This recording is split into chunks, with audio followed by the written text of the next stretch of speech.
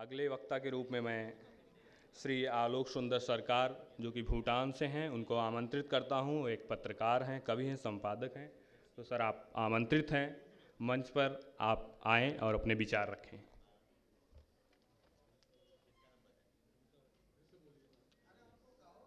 श्री आलोक सुंदर सरकार।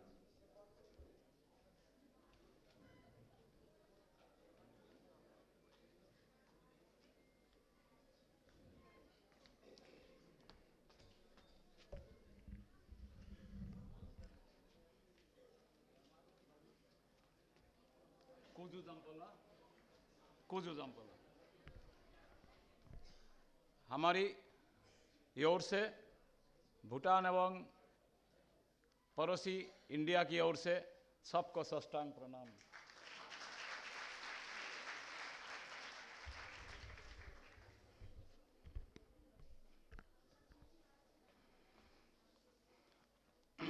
आज की कलकत्ता की धरती में चल रहा है अंतर्राष्ट्रीय हिंदी साहित्य सम्मेलन। आज तीसरा दिन है। इस सम्मेलन में मौजूद है मंच में अध्यक्षता करने के रूप में त्रिविद रमेश जी प्रोफेसर एवं मेरा प्यारा बहन नो मलेशिया की गिल डॉक्टर रुखसाना एवं आरो अन्य यूएसए का प्यारा भाई एवं श्रोता मंडली में आए हुए हिंदी प्रेमी भाई बहन एवं ऊपर में मौजूद है मेरा प्यारो छात्र छात्रियों ने।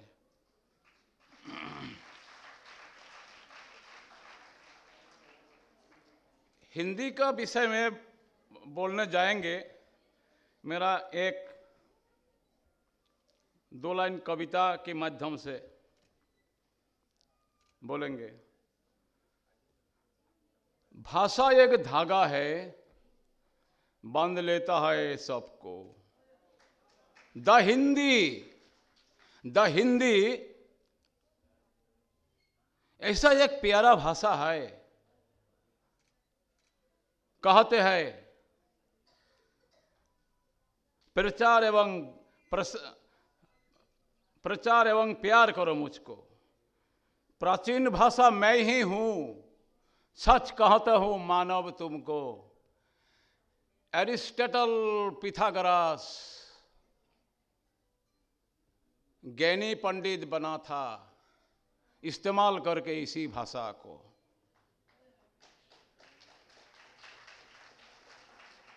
तो आज इस पश्चिम बंगाल की राजधानी कलकत्ता की धरती में हम लोग मनाने जा रहा है अंतर्राष्ट्रीय सम्मेलन। इस सम्मेलन में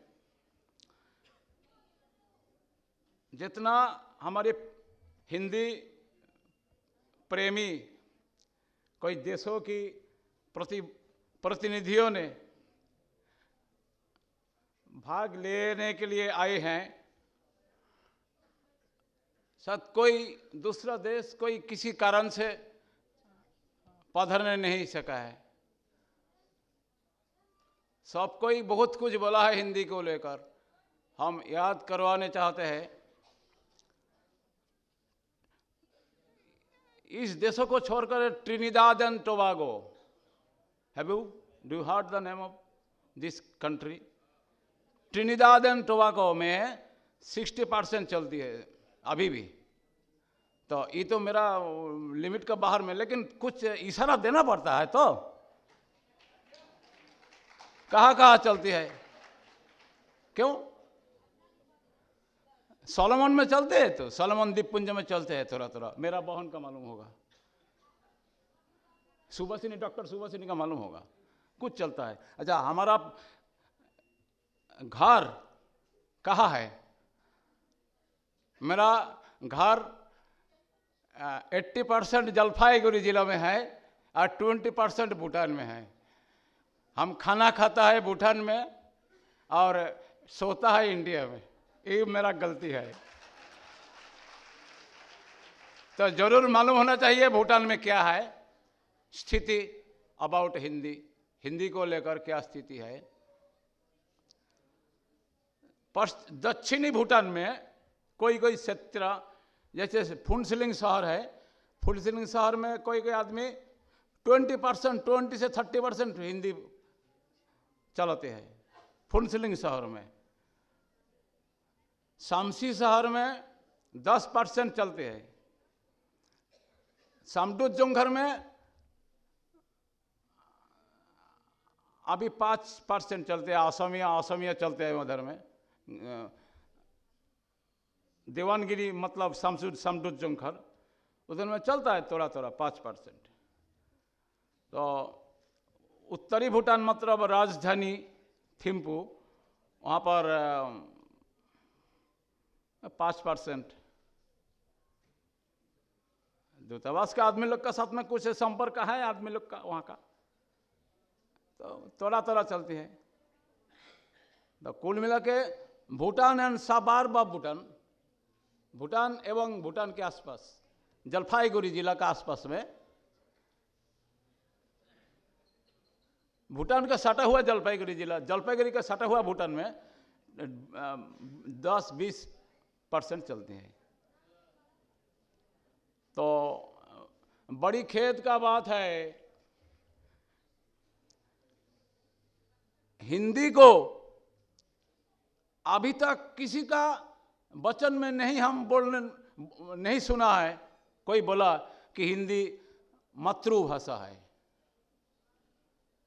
अगर नहीं होता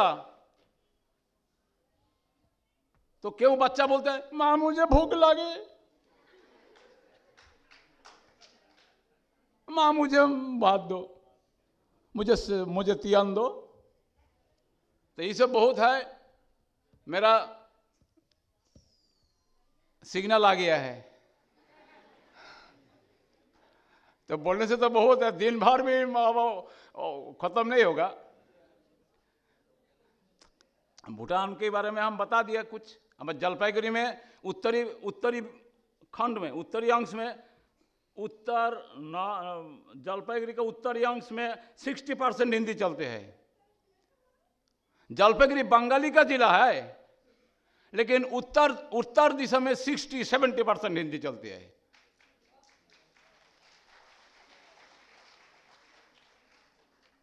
उत्तरी दिशा में 70%, दक्षिण दिशा में हिंदी 10% भी नहीं चलते हैं।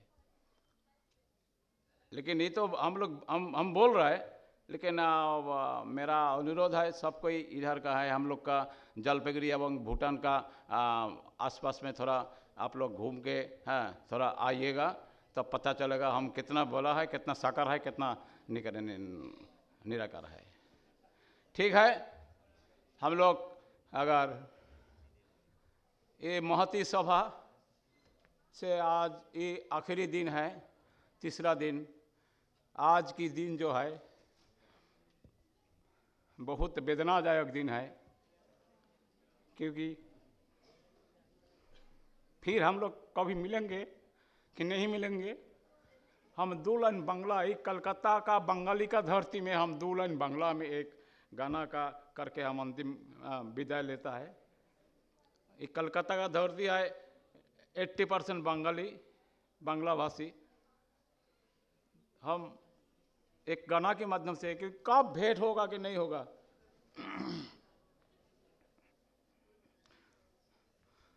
आमार जावार समय होलो, दाও বিদায়,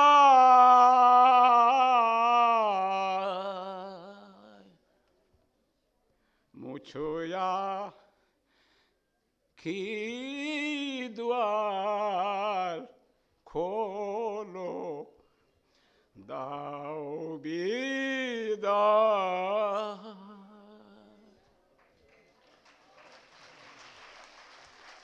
फूटे जे फूल आधार राते,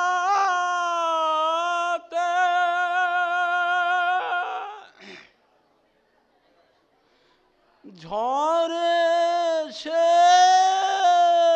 जे भोर बेलाते,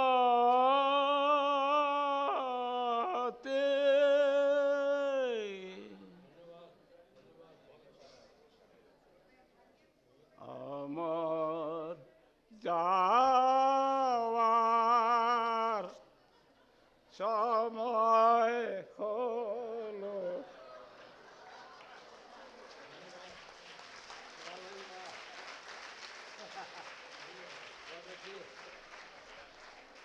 बहुत बहुत धन्यवाद सर, आपने अपने विचार रखे। और अब ज़्यादा समय ना लेते हुए मैं अगले वक्ता के रूप में डॉक्टर श्याम बिहारी श्रीवास्तव जी को बुलाता हूँ। वे आएँ और अपनी बात रखें।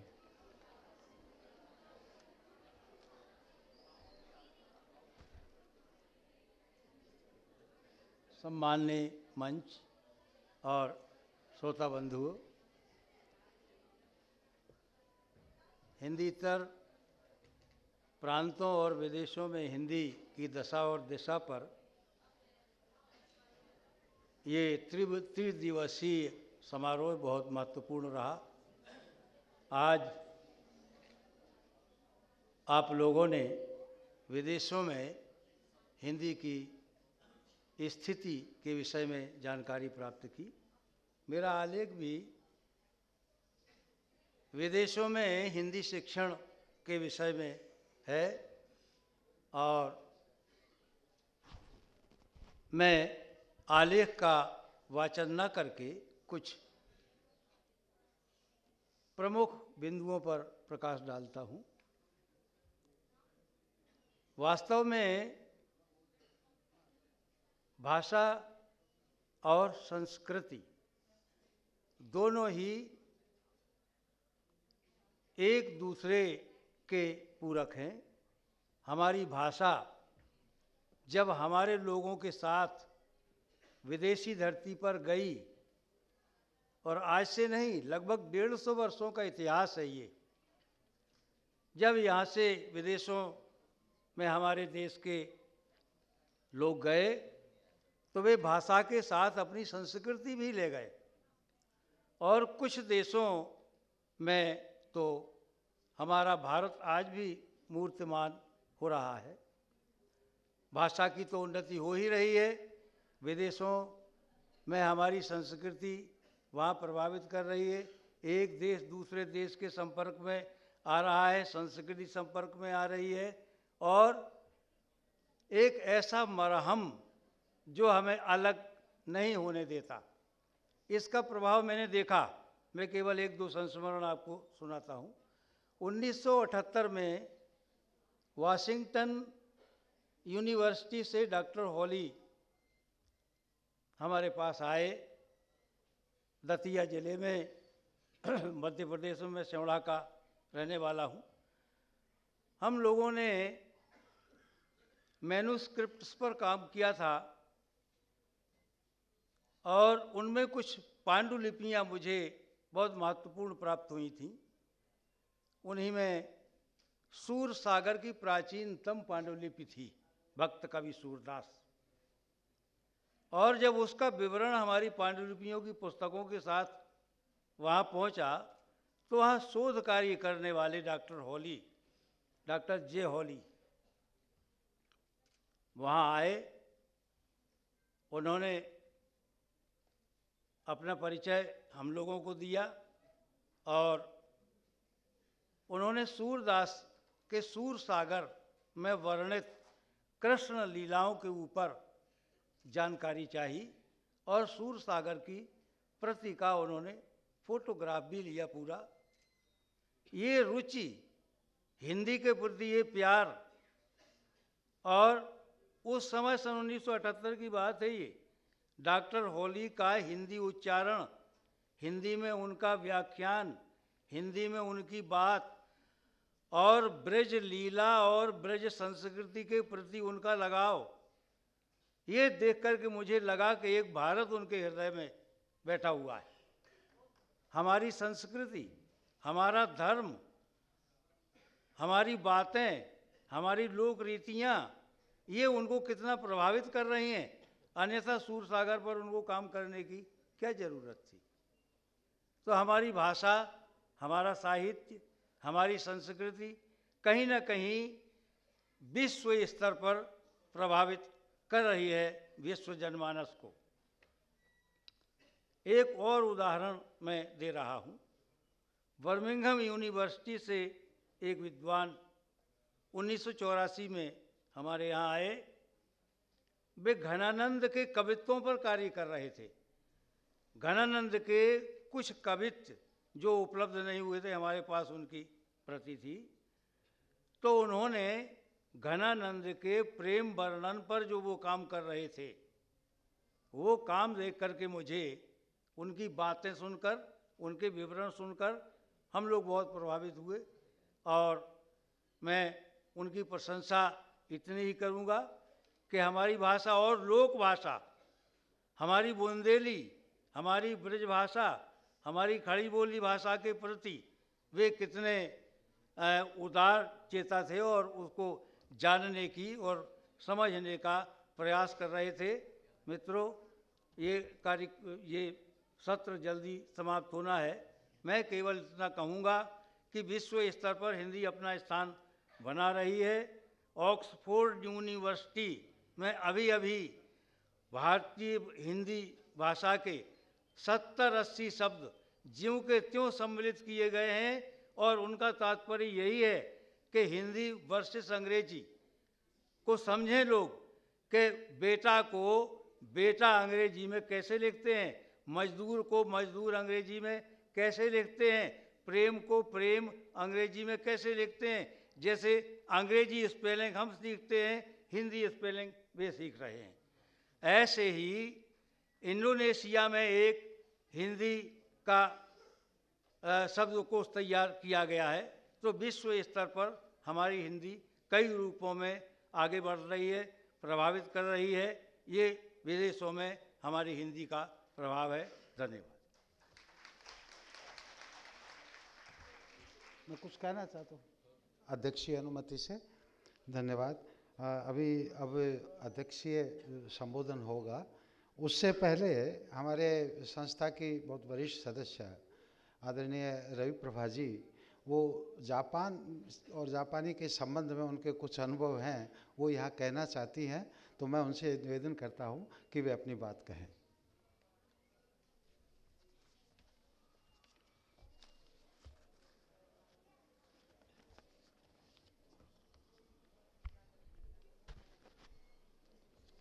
सम्मानीय मंच, सामने उपस्थित हिंदी प्रेमी बंधुओं और भारत का भविष्य, हिंदी का भविष्य जो ऊपर बैठा हुआ है, सबको मेरा प्रणाम। यहाँ भारत के पड़ोसी देशों की चर्चा भी हुई, जापान की नहीं हुई। तो मैं भाई जी को बोले कि जो कुछ भी मैं जानती हूँ, मुझे कुछ सुअवसर मिला है जापान का। सबसे पहले तो जिस इस तरह का जो बड़ा आयोजन हुआ था सन 76 में सूर पंचशती का, कलकत्ता में बड़े बड़े रूप से, और विद्वान बाहर से भी सभी देशों के विद्वान और भी अधिक विद्वान आए थे। उसमें जापान से आए थे तेजी सकाता। तो मुझे सौभाग्य मिला कि वो मेरे पास में ठहरे थे और तब से हमारी उनसे मिलना जुलना काफ़ी हो गया। फिर उन्होंने मुझे वहाँ भी बुलाया, जापान भी बुलाया कि सीनियर्स को हिंदी सिखाने के लिए, कि जिनको स्कूल में जाने में संकोच होता है, तो हिंदी भी उन्होंने सीखी। तेजी सकाता वहाँ की ताकुशोकी यूनिवर्सिटी में हिंदी के हेड ऑफ़ द डिपार्टमेंट पे रहे। अब वो रिटायर्ड हो गए हैं। लेकिन जब वो पहल मेरे घर में आए, घर में, तो मैंने सोचा विदेशी है, मैंने इंग्लिश में बात करना शुरू किया। तो उन्होंने ऐसा चपत लगाया, वो याद रहता है कि क्या आपको हिंदी नहीं आती? बोले कि मुझे भी अंग्रेज़ी आती है, लेकिन जब मैं अंग्रेज़ी बोलता हूँ तो मेरा जबाड़ा दुखने लगता है। तो उनकी वो बात याद आती है। तो तब से हमें पता लग गया था कि इनसे शुद्ध हिंदी में ही बात करी जाए। तो अपनी यूनिवर्सिटी से वो छात्रों को भारत भेजते थे, तो कलकत्ता में मेरे पास ठहरते थे। फिर यहाँ से 2-4 दिन रह के फिर वो लोग बनारस जाते थे, बनारस में हिंदी की शिक्षा लेते थे। इस तरह से उनसे संपर्क बढ़ता गया। आपको अच्छा लगेगा यह सुनकर कि कलकत्ता में जो काउंसलर हैं, जापानी का काउंसल जनरल मासायुकी तागा, वो इनके शिष्य हैं, सकाता के शिष्य हैं। तो अभी 76 के बाद 40 साल बाद आए थे सकाता जी जुलाई में। तब हमको भी काउंसलर ने अपने यहाँ डिनर पे उनके साथ बुलाया, क्योंकि मैं उनके साथ, हम मेरे घर में ठहरे थे। तो उनसे बिल्कुल शुद्ध हिंदी में, ये जो काउंसिल जनरल जापानी होते हुए भी शुद्ध हिंदी में बोलते हैं। मेरी बहुत इच्छा थी उनको आमंत्रित करने की, कुछ कारण रह गया कि हम समय पर नहीं बुला सके। तो उनसे मैंने यही पूछा कि आपको हिंदी की क्या आवश्यकता है, इतने बड़े पोस्ट पे है? पर वो बोले कि नहीं, हमारे अंदर जो जितने नौकर दरबान रसोइया ये काम करते हैं वो सब हिंदी में बोलते हैं, तो यहाँ बिना हिंदी सीखे नहीं चलता है। इसलिए मैंने सकाता सान से हिंदी सीखी, जिससे कि मैं अच्छी तरह से भारत के साथ में मिलजुल सकूं। और अभी मेरे एक भाई ने जिक्र किया था ब्रजभाषा का, और ब्रजभाषा में कृष्ण लीला का। उस दिन मैं भाई जी का, माधवदास जी का जो परिचय दे रही थी, उसी संदर्भ में मैं कहूँगी कि उनको बहुत रुचि थी, और उनकी प्रेरणा से हमने ब्रज के गांव-गांव में जाकर जो वल्लभ संप्रदाय में जो पद गाए जाते हैं सवेरे से रात तक और पूरे वर्ष भर के, तो 150 घंटे की रिकॉर्डिंग की। गाँव में जो कीर्तनियाँ, उन्हें कीर्तनियाँ कहते हैं, उन्हीं कीर्तनियों के मुख से सुनकर उसकी रिकॉर्डिंग की, फिर उसको एडिट करके 2 पुस्तकों में दिया। तो वही मैंने जब अपने सकाता जी को भेजा, तब उन्होंने कहा कि नहीं, आप आइए, आप आके बोलिए। तो 3 जगह उन्होंने इस विषय पर, देखिए भारत में कृष्ण लीला संबंधित है, और इस पर उन्होंने फिर 3 यूनिवर्सिटी में लेक्चर करवाए। बच्चों की उसमें जब गए, 2 जगह मेरी बात सारी ख़त्म हो गई। हमने कहा बहुत से ऑडियंस से, तो जब बच्चों के कॉलेज में गया, मैंने कहा क्या कहूँ मैं, इनको उस लेवल की बात समझ में आएगी या नहीं। तब मैंने यही बताया कि भाई ये बोर्ड है, आप जो कुछ भी बोलिए हम हिंदी में लिख देंगे। आपका नाम क्या है? जो भी नाम, हिंदी भाषा, हिंदी ना लिपि इतनी सशक्त है कि इसमें हम सब कुछ, अंग्रेज़ी में है PAT पैट, PUT पुट, और एक ही चीज़ को कभी उकार बोलते हैं, कभी आकार बोलते हैं, कभी एकार, पर हिंदी में हम शुद्ध लिख सकते हैं। आप अपना नाम बोलिए और मैं उसको सही सही लिख दूँगी। तो इस तरह से हिंदी की बात वहाँ पर हुई। ऊपर जो बैठे हैं बच्चों से मैं यही कहूँगी कि आप लोग बड़ा सुंदर, आपसे पूरा भविष्य आपके ऊपर है, और आप हिंदी में लिखते भी बहुत अच्छा है, बोलते भी बहुत अच्छा है। लेकिन मैंने नोटिस किया है कि छुप छुप के आप हिंदी की बात को रोमन में लिखते हैं, हिंदी लिपि से आप भाग रहे हैं। तो जो भी आप बोल रहे हैं, तो हिंदी लिपि को मत छोड़िए, हिंदी लिपि में लिखिए, रोमन में मत लिखिए। तो उससे आपको अभ्यास हो जाएगा। नहीं तो बोल लेंगे आप हिंदी में बड़े आराम से, लेकिन लिखना आप बिल्कुल भूलते जा रहे हैं। तो इसका आप ध्यान रखें। मैं अधिक कुछ नहीं कहूँगी, समय हो गया। धन्यवाद।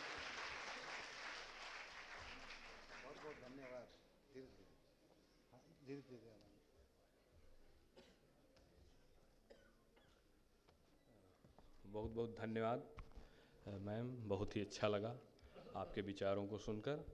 और अब चूँकि सत्र समापन की ओर है, और मैं अध्यक्षीय उद्बोधन के लिए प्रोफेसर दिव्य रमेश जी को आमंत्रित करता हूं, जो कि एक सुप्रतिष्ठित कवि, बाल साहित्यकार, आलोचक, अनुवाद एवं चिंतन पर इनका काम है। दक्षिण कोरिया में भी सर आपका बहुत कार्य रहा है, तो सर आपसे निवेदन है कि आप आएँ और अध्यक्षीय उद्बोधन रखें और इसके साथ ही इस सत्र का समापन हो।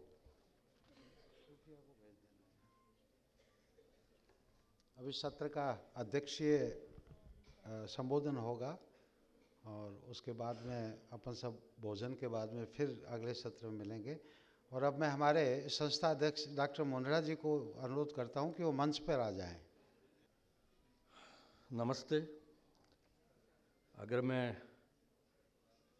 चीनी में कहूँ तो नीन हो, और अगर मैं कोरियन में कहूँ अन्यंग हसमनिका।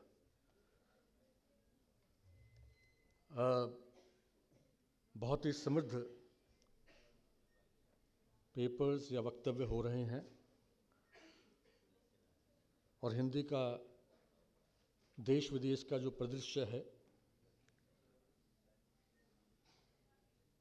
इन विद्वानों के द्वारा बहुत ही मुकम्मल और सारगर्भित प्रस्तुत किया गया है। ये बात अलग है कि समय की बहुत कमी रही।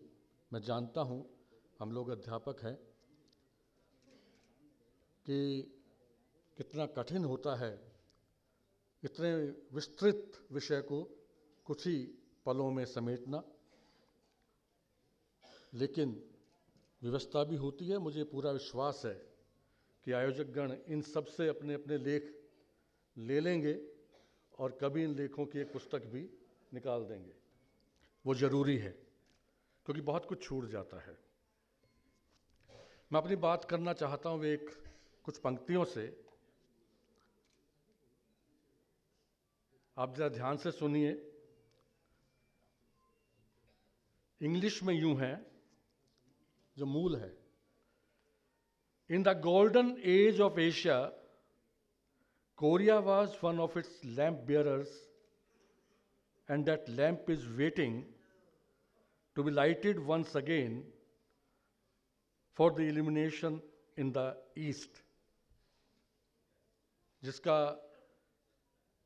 ये 62 यानी अब तो कहिए कि 82 साल पहले लिखा गया था।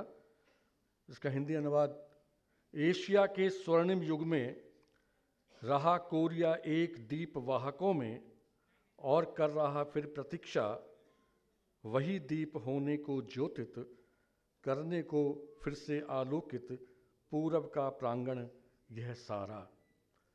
क्या आप इन पंक्तियों से परिचित हैं? विशेष रूप से आप हैं,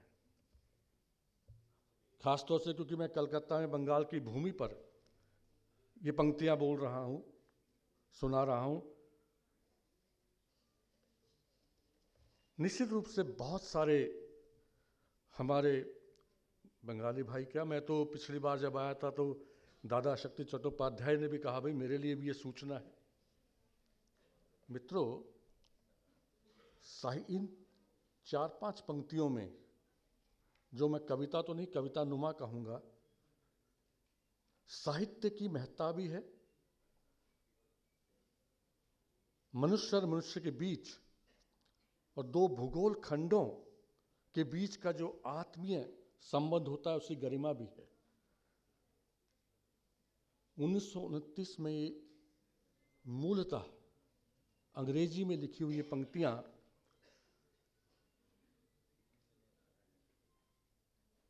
आदरणीय हमारे देश के शीर्षस्थ कवि, संगीतकार, साहित्यकार रविंद्रनाथ टैगोर की है, जिसके बारे में बहुत सारे हमारे भारतीय लोगों को नहीं मालूम। मैं जब कोरिया गया, मैं आऊँगा उन बातों पे जो आप पढ़ चुके हैं, लेकिन मैं शुरुआत यहाँ से करना चाहता था, यहाँ की भूमि से। तो मेरे साथ जो मेरा विद्यार्थी था, एक तरह से दुभाषिया, एक छोटा सा बच्चा आया। उसने मेरी तरफ देखा और इशारा किया, इंडो। वहाँ कोरिया में इंडो का मतलब है भारतीय।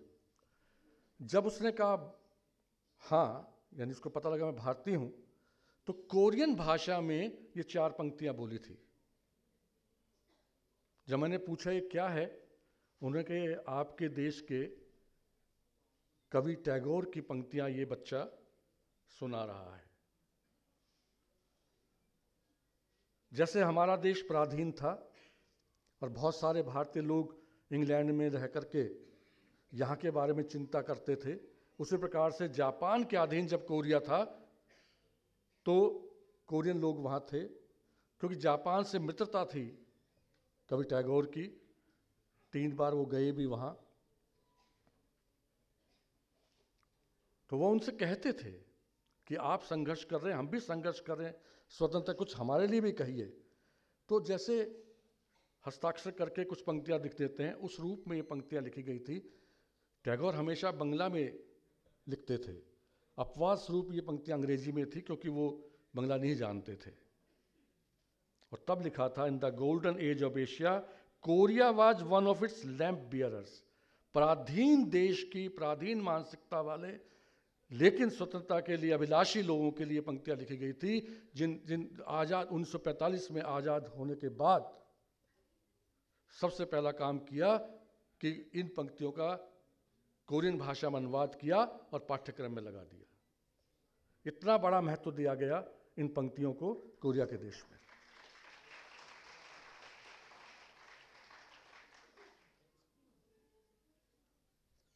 मैं इस प्रसंग को यहीं रोक करके पहले मैं थोड़ा सा जो मेरा अध्यक्ष दायित्व उसको निभा लूँ, उसके बाद कोरिया पे फिर आऊँगा मैं। मित्रों, बहुत ही खुशी की बात है कि यहाँ विश्व का एक बड़े भाग में जो हिंदी का परिदृश्य उसके बारे में हमें पता चला।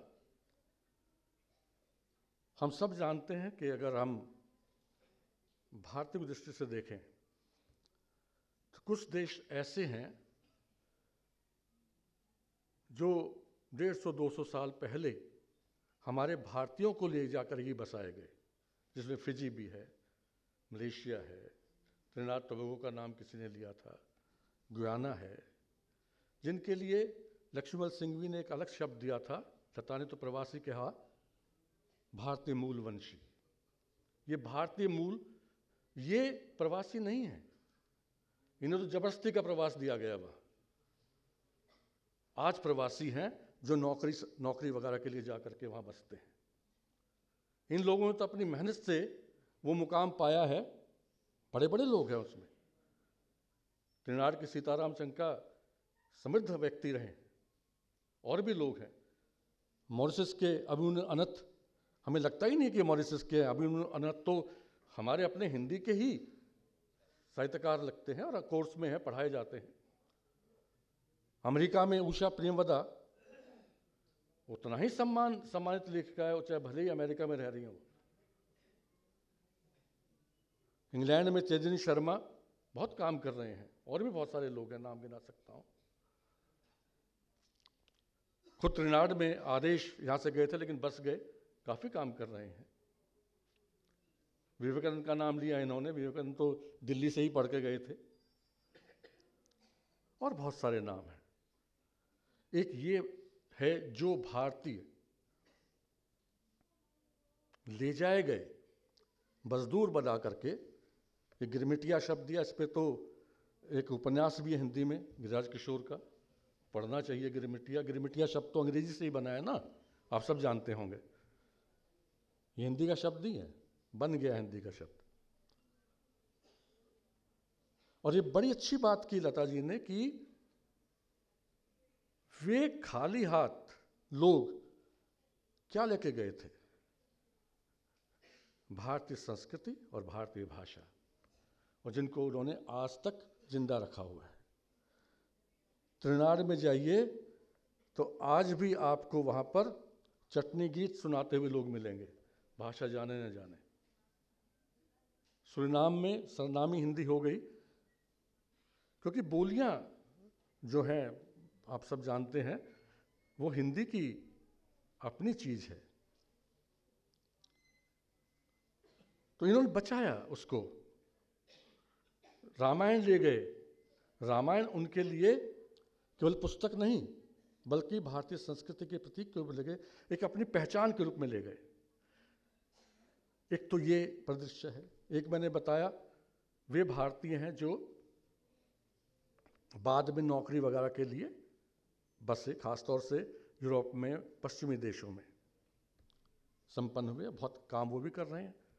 उनके सामने भी संकट है कि किस प्रकार से हम अपने बच्चों को, नई पीढ़ी को अपनी भारतीय संस्कृति से, भाषा से कैसे जोड़े रखें।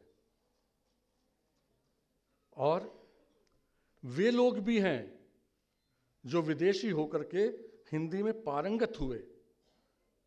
कैसे भूल सकते हैं हम चेकोस्लोवाकिया के ओदोमन स्मेकल को, जिन्होंने मूलतः हिंदी में ही कविताएं लिखी।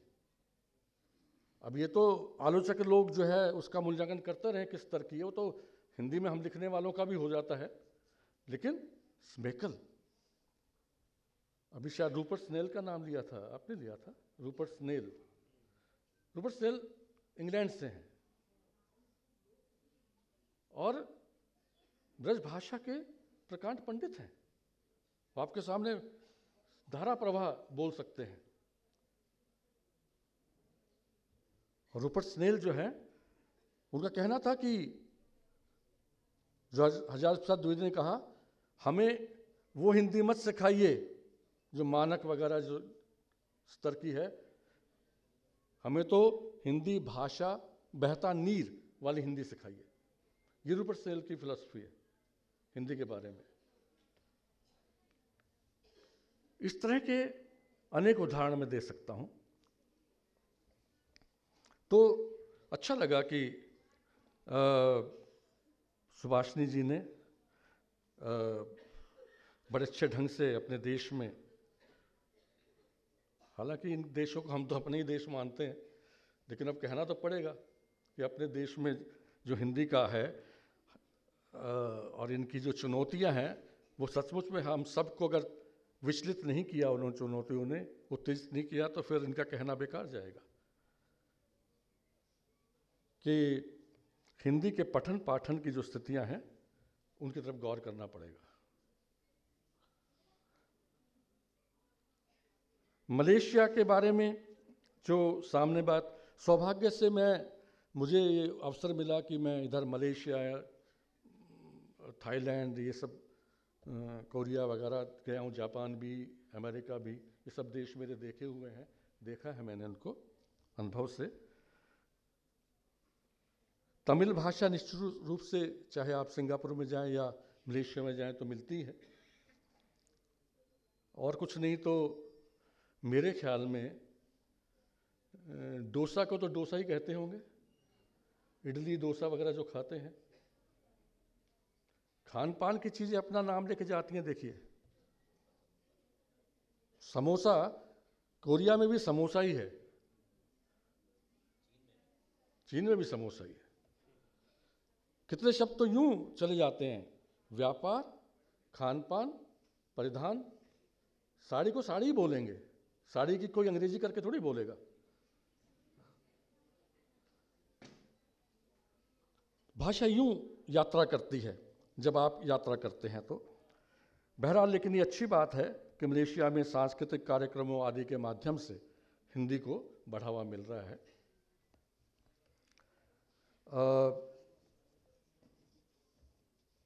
ये तो मानवीय बात है जो बताई गई कि प्रमुख रूप से सिख हैं और पंजाबी बोलते हैं, तो पंजाबी भी हिंदी की बहन ही है। वो बोली जाएगी तो हिंदी के करीब तो जाएंगे ही ना। नेपाल के बारे में बताया गया। नेपाल तो मैं गया हूँ और नेपाल में तो कोई समस्या ही नहीं है कि आप को लगे कि आप किसी और देश में आए हैं, भाषा की दृष्टि से भी, संस्कृति की दृष्टि से भी। और काठमांडू में आप मंदिर में जाते हैं तो क्या लगता है, वो तो राम दयाल राकेश हैं जो यहाँ से पढ़ के गए थे, उन्होंने बहुत अच्छी 4-5 किताबें निकाली हैं जिसमें नेपाल के पूरे साहित्य को समाहित किया है। और भाई बहुत सही कहा गया कि देवनागरी होने के कारण से, कल किसी ने कहा था, उड़िया के शायद विद्वान ने कहा था कि थोड़ा सा खींच के बोलो तो हिंदी बन जाती है, थोड़ा गोल कर दो तो वो उड़िया बन जाती है। तो नेपाली में भी कुछ कुछ ऐसा ही है। राहुल बजोरन पार्सन ने बहुत ही उत्साहवर्धक परिदृश्य हमारे सामने रखा अमेरिका का। अमेरिका स्पेन जो मैगजीन है उसके मार्च अप्रैल 2007 में एक लेख छपा था जिसके जो अमेरिकन ने लिखा था, हिंदी के विद्वान, और उन्होंने बड़ी अच्छी बात की थी। वो हमने उनसे पूछा कि आप हिंदी क्यों सीख रहे हैं यहाँ अमेरिकन से। हिंदी सीखने के बहुत सारे कारण हैं जो संक्षेप में मैं बता सकता हूँ। उसने कहा कि मैं हिंदी सीख करके हिंदी का अध्यापक बनना चाहता हूँ।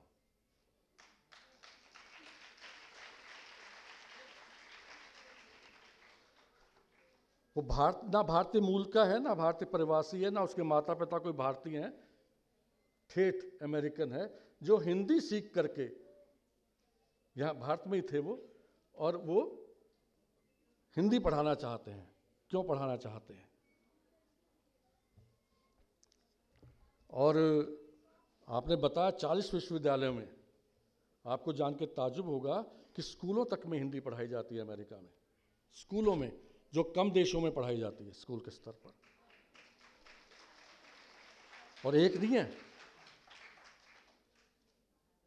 और आप न्यू जर्सी में जाइए तो भारतीय लगता है? कोई कमी है?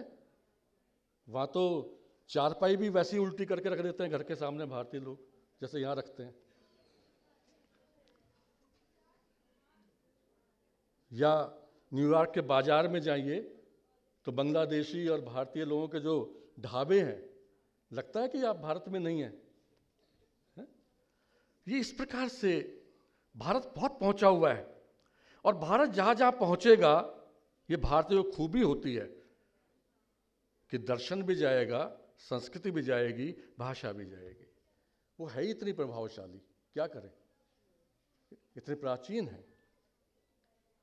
तो आपने बहुत अच्छा परिदृश्य खींचा, और आप इस विषय पे जो शोध कर रहे हैं, ये तो स्पष्ट कर लीजिए कि प्रभा खेतान कलकत्ता में रहें, या हरिनारायण व्यास कवि पूना में रहें, या मुंबई में सूरज प्रकाश वगैरह रहें,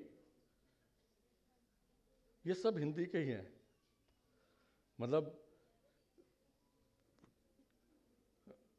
ये हिंदी बेल्ट से हैं, जिसको मैं कहना चाहूँगा। और कुछ जो यहीं बंगाल से, जिसकी मातृभाषा ही बंगाली है, पूरी संस्कृति उसमें डूबे हुए हैं, वहाँ से जो निकल के आए और हिंदी में लिख रहे हैं, उन पर भी ध्यान देना चाहिए आपको। ये बहुत अच्छी बात कल कही गई थी, उसका मैं भी हामी भरता हूँ। अब वो समय आ गया है जो हिंदीतर जो शब्द है उसको नई तरह से व्याख्यायित करना पड़ेगा आपको। हिंदीतर कह करके हम बहुत सारे कंसेशन देना चाहते हैं, वो नहीं देने दीजिए, क्योंकि चाहे वो अमेरिका में लिख रहा हो, इंग्लैंड में लिख रहा हो, या फिजी में लिख रहा हो, या भारत की जो अन्य भाषाएं हैं हिंदी से अलग, उनमें लिख रहा हो, इतना उत्कृष्ट अब आ गया है कि उसको केंद्रीय हिंदी साहित्य के साथ रख करके उसका मूल्यांकन करना ही पड़ेगा। डॉक्टर लोहानी, ये अब जायदाद आपके हिंदी प्रदेशों की नहीं रह गई है कि आप ये कहें कि वो हिंदीतर भाषा का हिंदी लेखक है। अरे क्यों भाई, जो हिंदी में सोचता है, हिंदी में लिखता है, वो हिंदी का ही लेखक है ना, कोई अनुवाद थोड़ी कर रहा है वो अपने भीतर। तो ये बात अब तो कम से कम हमारे प्रोफेसर जो हिंदी के हैं उनको समझ में आ जानी चाहिए, और अब उनको पाठ्यक्रमों से लेकर के, आलोचना की पुस्तकों में लेकर के मूल्यांकन करना होगा। नहीं करेंगे तो आप पीछे हो जाएंगे। लेकिन लोहानी साहब ने, चीन के साथ तो हमारा गजब का रिश्ता है ही, और बहुत पुराना है। मुझे याद आ रहा है कि प्रारंभ में मैंने कहीं से पढ़ा था, यह अनुवाद भी बड़ी विकट चीज़ है। डेलीगेशन बैठा था चीनी, इधर हिंदुस्तानी बैठे थे, तो किसी ने हिंदुस्तानी कहा कि, उससे पूछा आप क्या हैं, उसने कहा कि मैं छोटा मोटा व्यापारी हूं। तो उसने अनुवाद किया, he is a small and big businessman. तो वो चकरा गया चीनी भाई कि एक साथ कोई छोटा और बड़ा कैसे हो सकता है। यह अनुवाद बड़ी विकट चीज है। जब तक किसी देश की सांस्कृतिक जड़ों को, जीवन पद्धतियों को आप नहीं समझेंगे, तब तक केवल भाषा सीखते रहिए आप, दोनों भाषाएं, अनुवाद सही नहीं कर सकते। इसलिए अगर आप अनुवाद करना चाहते हैं, क्योंकि मुझे कहा गया था अनुवाद पे भी थोड़ा सा बता दीजिए, थोड़ा अनुवाद मैंने भी किया है। अनुवाद जब तक नहीं आप उनके जो सांस्कृतिक परिवेश को जानेंगे, आप ठीक से अनुवाद नहीं कर पाएंगे। एक कविता थी जिसका 4-5 लाइनों की, कि मैं बाहर से आया और मैंने देखा मेरी पत्नी की 4 टांगे थी। ये कोरियन कविता है, जिसका अभिधात्मक अर्थ ये था कि मेरी पत्नी के कमरे में कोई और भी था। अब इसका क्या अनुवाद करेंगे आप हिंदी में? या तो आप पिटाई खाने वाला अनुवाद करेंगे, उल जलूल करेंगे कुछ। आपने कभी देखा सुना है, जो खासतौर से उत्तर भारत में जब चेचक होता है तो क्या कहा जाता है? माता आ गई, बोलते हैं ना। वो उसी बीमारी लग गई थी पत्नी को, उसके बारे में वो कवि कह रहा है। ये अगर मुझे सांस्कृतिक उसकी वो बात ना पता हो और मैं केवल कोरियन जानता हूँ, हिंदी जानता हूँ, उसके आधार पर अर्थ कर लूँगा, अनुवाद कर दूंगा, तो बड़ा बेड़ा गर्क हो जाएगा। ये सब बड़ा ये जिम्मेदारी का काम है। बहरहाल समय बहुत कम है, मुझे पता है कि मैं सबके बीच में सबसे ज़्यादा विलन इस रूप में हूँ कि खाने के बीच खड़ा हुआ हूँ मैं। भोजन वहाँ तैयार है, लेकिन बच्चों आप तो मेरे साथ रहना, सब चले जाएं, आप बैठे रहना, फिर ये बैठे ही रहेंगे। तो मैं जरा गांव देहात का हूँ ना, जब कोई गाय वाय जो है नहीं साथ चलती तो उसके बछड़े को ले चलो, मजाल फिर गाय पीछे पीछे ना आए। जब तक आप बैठे हैं इनमें से कोई नहीं हिल सकता। तो नवीन चंद लोहानी जी ने बहुत विस्तार से आपको बताया। मैं कहना चाहूँगा कि 1980 में डॉक्टर साहब जब सांस्कृतिक रेवोल्यूशन, कल्चरल रेवोल्यूशन हुआ इसमें चीन में, उसके बाद बहुत परिवर्तन आया। बहुत मेजर कवि है वहाँ का ए चिंग, जिसका अनुवाद करने का मुझे मौका मिला था थोड़ा सा, जो जेल में पड़ा हुआ था ये सोच के कि वो राइटिस्ट है, लेकिन जब उसको पूरा पढ़ा, लोगों ने देखा उसके बाद, तो बहुत बड़ा कवि निकला वो। और बड़ी, मैं आपको अनौपचारिक ढंग से बता रहा था, एक क्वांगतोंग वैदेशिक विश्वविद्यालय है चीन में, वो एक बड़ी अच्छी और मूल्यवान पत्रिका इंदु संचेतना के लिए पूरा सहयोग देकर के निकाली जा रही है पत्रिका, जिसके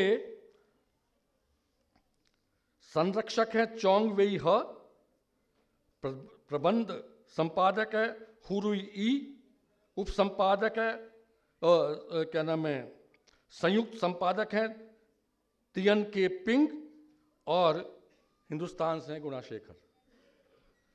ये पत्रिका मैं आपको इसलिए कह रहा हूँ कि मैं पढ़ी है मैंने ये पत्रिका, इसमें बहुत ही लिटरेचर, और यहाँ के हिंदुस्तान के जो पूरा परिदृश्य है वो हिंदी के माध्यम से वहाँ चीन में बताया जा रहा है। और ये मुझे बताते खुशी है क्योंकि मैंने हाल ही में चीनी एक प्रोफेसर से बात की थी। 7 विश्वविद्यालय होते थे, अब वहाँ पर 9 विश्वविद्यालय हो गए हैं, अब 15 हो गए हैं। ये खबर और लेटेस्ट है, बढ़ोतरी हो रही है। जहाँ जर्मनी में कम हुए, जहाँ इंग्लैंड में बंद हो गई यूनिवर्सिटी, वहाँ चीन में बढ़े हैं।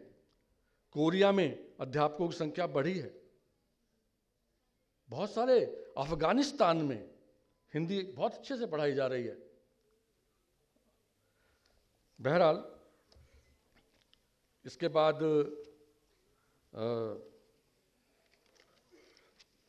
नोएडा से ग्रेटर नोएडा की जो मेट्रो आ रही है वो चीन की देन है, आपको बता रहा हूँ, और उसकी बड़ी तारीफ वारीफ हो रही है कुछ।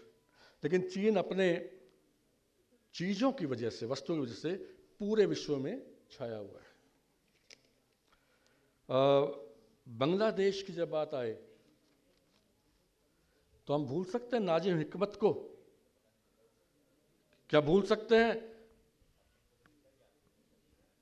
ओ लाल मेरी पत रखियो, नाम याद आ रहा है? रूना लैला, वो आके बंगला में नहीं सुनाया था, हिंदी में सुनाया था, और एकदम से रातों रात वो इतनी लोकप्रिय हो गई थी।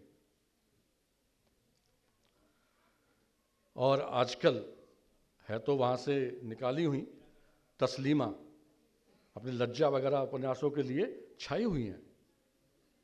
ये हिंदी में क्योंकि उनका अनुवाद हो चुका है तो पूरे भारतवर्ष में उनकी चीज़ आ गई है। भूटान के बारे में आपने सुना, मुझे तो बड़ा अच्छा नाटकीय ढंग से आपने सारी बातें रखी, बहुत ही अच्छा लगा। और बताया कि एक भाग में 60-70% हिंदी, एक में 10। भूटान तो एक तरह से हमारा हिस्सा ही है और वहाँ भारतीय लोग जाते रहते हैं बगैर रोक टोक के, जैसे नेपाल में जाते हैं। जापान के बारे में अच्छा लगा कि जापान की भी यहाँ पर के बात की गई। मित्रों, 1959 में बैठी होंगी जापान पर जो बोल के गई होंगी, थोड़ा सा बता दूं। 1959 में जो Tokyo university of foreign studies, जो बाद में नाम हुआ, उसका पहला नाम कुछ और था, उसमें प्रोफेसर क्यूयादोई थे जो पहले हिंदी के अध्यक्ष बने थे। और उसके बाद तो ताकेशी फुजी वगैरह यहाँ पर भी जब रहते थे, जेएनयू में पढ़ाते थे, तो बाकायदा एक पत्रिका ज्वाला या कुछ ऐसी हिंदी में निकालते थे। अगर मैं हिंदी की पत्रिकाओं के बारे में आपसे बात करूं तो इस वक्त विदेशों से बहुत सारी हिंदी की पत्रिकाएं निकल रही हैं, प्रिंट में भी और वेबसाइट पे तो है ही हैं। आपके दुबई से अब व्यक्ति, और बड़ी बड़ी वो लोकप्रिय है। बहरहाल मैं इतना ये कुछ बातें जो यहाँ विद्वानों ने बताई उसके बारे में समेट रहा था, इससे मैंने तो कम से कम बहुत सीखा है और आप, उम्मीद है आप लोगों ने भी सीखा होगा। मैंने जैसे बताया आपको, चीन की अगर बताऊं, आप जब देखिए कभी कभी चीन का साहित्य पढ़िए तो कहाँ से कहाँ ले जाता है। पंख जानते हैं? पंख क्या होता है? फेदर, पंख। हाँ, मैं पंख, एक पूरा उपन्यास पंख पर है, जिसमें क्या है, वो पंख जो है, इसका जरा देखिए, मैं जोड़ रहा हूं इससे, हिंदी से और आपके सांस्कृतिक जड़ों से। वो पंख के मन में आया, चीनी कृति है बहुत प्रसिद्ध, कि मैं जानूं मैं किस पक्षी का पंख हूं, वो मेरा पिता या माता कौन है जिससे मैं छूट करके यहां रह गया हूं। ये होती है तड़फ। उस पंख की जो तड़फ है वही किसी भी देश के किसी भी मनुष्य की होती है, कि वो अपनी पहचान के लिए, जब आप प्रवासी बन के देखिए या जैसे लता फिजी में रही, इनको देखिए, किस तरह से एक तड़फ होती है कि मैं हिंदुस्तान से कैसे जुड़ूं। बहरहाल कोरिया के बारे में ज़्यादा नहीं, समय भी बहुत हो गया है, बहुत संक्षेप में मैं ये तो बता ही चुका हूँ कि टैगोर, जैसे बताया इन्होंने कि वहाँ की मूर्ति टैगोर सोसाइटी ऑफ कोरिया वहाँ की बहुत प्रसिद्ध संस्था है। आप जानते हैं गीतांजलि को जब पुरस्कार मिला तो हमने किस रूप में सेलिब्रेट किया? पहले भारतीय साहित्यकार, और कोरिया ने उत्सव मनाया था एशिया के पहले साहित्यकार। यूं जोड़ा था, हमारे एशिया के पहले साहित्यकार रविंद्रनाथ टैगोर। और ये पंक्तियां थी, टैगोर का पूरा पूरा साहित्य वानुदित हो चुका है और उनका प्रभाव है वहां के साहित्यकारों पर। अब जो है, अगर मैं 2 विश्वविद्यालय बड़े बड़े हैं वहाँ, एक सोल में है, सोल माने वहाँ की राजधानी, सियोल भी बोलते हैं लोग, और एक पुसान में है। पुसान वो जगह है जिससे 30 किलोमीटर दूरी पर एक जगह किम्हे, और एक कहानी आती है कि पहली शताब्दी के 48वें वर्ष में अयोध्या की राजकुमारी गई थी और किम्हे के जो गाया किंगडम था, राज्य साम्राज्य, उसके राजा से शादी की थी। ये इसको वहाँ के कुछ लोग तो इतिहास सम्मत मानते हैं, लेकिन मान लो ना भी हो तब भी भारत के साथ जुड़ने की जो उनकी ललक है वो तो सामने आती है। 6ठी शताब्दी ऐसी थी जहाँ का राजधर्म जो था वो बौद्ध धर्म था कोरिया में। तो टैगोर, बुद्ध और फिर गांधी, 3 चीजें अगर के बारे में अगर आपको नहीं पता तो कोरियन की निगाह में आप भारतीय नहीं हैं। इतना अनुवाद की दृष्टि से बहुत कम काम हुआ है, थोड़ा बहुत मैंने किया है। वहाँ की सबसे पहली कविता मिलती उससे लेकर के आधुनिक कविता तक वो पुस्तकें रखी हैं मेरे पास, साहित्य अकेडमी ने छापी थी वो। वहाँ की बाल कविताओं की पुस्तक भी नेशनल बुक ट्रस्ट ने छापी है। मैं जानकारी के लिए दे रहा हूँ ताकि जो विद्यार्थी रुचि रखते हो वो वहाँ से लेकर के पढ़ सकते हैं। उनकी एक किताब जो किंवदंतियों की है, सम्बुक्यूसा, उसमें अनेक ऐसी कहानियां मिलेंगी कि आपको लगेगा कि ये तो भारत से है। हेचो जो चीन के उससे आया था, उसकी डायरी पढ़िए, उसका अनुवाद नेशनल बुक ट्रस्ट ने करवाया है। उपन्यासों के अनुवाद, उसके एक उपन्यास का अनुवाद तो मैंने ही किया, राजकमल से छपा है। राजपाल ने 2 उपन्यास छापे हैं। मैं विस्तार से, मेरे पास समय नहीं है, लेख मैंने दे दिया गया है, लेख छप जाएगा। तो अब काम, सबसे पहले हिंदी का उपन्यास जो था तमस, उसका अनुवाद किया था ली जंग हो ने, प्रोफेसर है हिंदी के और अब बड़ी अच्छी हिंदी बोलते हैं, पारंगत होके गए हैं यहाँ से। और भी कहानीकारों के और कहानियाँ के अनुवाद हुए हैं। निर्मला का अनुवाद अभी हाल ही में हुआ है, लेकिन अभी बहुत काम करना है। लेकिन हिंदी की स्थिति काफ़ी ऊपर हुई है। वहाँ क्या है, 12वीं क्लास पास होने के बाद जितने आपके अंक आते हैं उसके आधार पर सब्जेक्ट दिया जाता है। पहले ये संख्या कम थी। हमारे यहाँ हिंदुस्तान में, मैं दिल्ली विश्वविद्यालय से हूँ, मुझे पता है, हिंदी में प्रवेश लेने वाले या संस्कृत में प्रवेश लेने वाले विद्यार्थी वो होते हैं जिनके अंक जो है और विषयों में लेने लायक नहीं होते। तो पहले कोरिया में स्थिति ये थी, लेकिन अब अपनी स्वेच्छा से हिंदी लेने वाले भी वहाँ पर काफ़ी हो गए हैं। और जो वहाँ MA भी होती है, PhD भी होती है। बहरहाल बहुत ही उत्साहवर्धक दृश्य वहाँ का भी है। ICCR जिसको कहते हैं आप, उसके माध्यम से जाया करते थे, डॉक्टर साहब भी शायद उसी के माध्यम से गए, लेकिन कोरिया ने उसको छोड़ दिया। इस पर मैं थोड़ी सी टिप्पणी कर दूँ, करनी तो नहीं चाहिए, मन है। मैंने पूछा वहाँ पर, उन्होंने कहा कि देखिए, हम हिंदी अध्यापक मूलतः 2 कामों के लिए बुलाते हैं। हम यहाँ पर उनसे विद्वतापूर्ण साहित्य पढ़वाने के लिए नहीं बुलाते। एक तो हमारे हिंदी बोलने आदि का अभ्यास कराएं, वो उच्चारण आदि की दृष्टि से, और दूसरे उनको संरचना, कंपोजिशन सिखाएं, कैसे लिखा जाता है। ये 2 काम। और कई बार, अभी देखिए बड़ी विचित्र बात लगेगी आपको, कई बार किसी वजह से ऐसे प्रोफेसर्स आ जाते हैं जिनके खुद ही हिंदी की बोलने का अभ्यास नहीं होता ज़्यादा। तो कम से कम हमारे देश में ऐसे प्रोफेसर आने चाहिए जो हिंदी में पूरी तरह से हिंदी के प्राण लेकर के आएँ।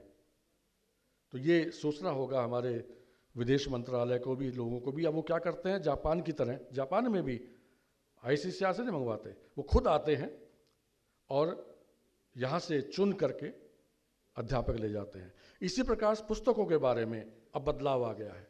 पहले जो जाता था मैंने अपने तरह की किताबें उनको बता दी, किसी को बता दी। अब वो खुद जरा अध्ययन करते हैं, पढ़ते हैं, उसके बाद वहाँ पर पाठ्यक्रम में लगाते हैं। इस तरह से बदलाव आ रहे हैं। लेकिन मूल बात यह है, आपने सुना होगा कि ओबामा भी थोड़ी बहुत हिंदी बोल के गया था, चाहे वो डिप्लोमेसी के तहत ही बोले हों। और लोग, मून जो सेक्रेटरी जनरल थे UN के, उन्होंने भी हिंदी बोली थी। तो हिंदुस्तान और हिंदी के प्रति लगाव तो हो रहा है, लेकिन अभी काम करने की बहुत ज़रूरत है। सबसे पहले तो हिंदी के प्रति जो लगाव है अपने देश में ही हो। बहुत अच्छी बात की गई। मैं ख़त्म करते हुए कहना चाहता हूँ कि संविधान के अनुसार तो हिंदी राजभाषा है और अंग्रेजी के साथ है। 15 साल बाद अंग्रेजी को जाना था, नहीं जा पाई, अनेक कारण हैं। अब ये बताइए, ये मानसिकता अगर है कि हिंदी क्यों, बंगला क्यों नहीं, हिंदी क्यों, तमिल क्यों नहीं, हिंदी क्यों, गुजराती क्यों नहीं, ये प्रश्न आता है, तो क्या उसका उत्तर ये होना चाहिए, दोनों को हटा दो, अंग्रेजी ला दो? ये कोई उत्तर है? ये वही है कि जो ना, वो जो कहानियाँ हम सुनते थे बंदर और बिल्लियों की। बहरहाल एक बात और मैं कह दूं, लिखी हुई है मैंने सब बातें, कि भारत से बाहर, कोई विदेशों का मामला चल रहा है, भारत से बाहर, आप भी सुन लीजिए, मैं तो सुन ही रहा हूं। हाँ, भारत से बाहर हिंदुस्तान की भाषा क्या है? भारत से बाहर हिंदुस्तान की भाषा हिंदी है, अंग्रेजी नहीं है, हिंदी है। बहुत सही कहा था इन्होंने। अब वहाँ पर जो व्यवसाय है, उन्होंने ये काम कर दिया, कोरियन कंपनी है, अपने मैनेजर्स को हिंदी सिखा के भेजती है, क्योंकि ये गलतफहमियाँ हट गई हैं कि भारत में जाकर के अंग्रेजी से काम चल जाएगा। वो कहते हैं मैं देहात में जाता हूँ, कोई समझता ही नहीं अंग्रेजी, वो हिंदी पर आ गए हैं। तो हिंदी है और सारी भाषाओं की कोई सांस्कृतिक एकता एक ही है। अतः अगर अनुवाद यूँ हो जाए, यहाँ भी क्या होता है, बंगला से अंग्रेजी में होगा, अंग्रेजी से तमिल में होगा, गुजराती से अंग्रेजी में होगा, अंग्रेजी से हिंदी में होगा। अरे भाई, सारी भाषाओं के हिंदी में अनुवाद कीजिए, तो वहाँ पर एक ही भाषा पढ़ने को मिलेगी विदेशियों को, उसके माध्यम से सारे देश को जान लेंगे। धन्यवाद। देविक रमेश साहब ने बहुत ही अच्छा प्रश्न ये यहाँ पर रखा कि भाई आखिर हिंदी क्यों। तो आप विचार कीजिएगा इस पर कि भाई हिंदी क्यों, कई बातें हैं उसके अंदर।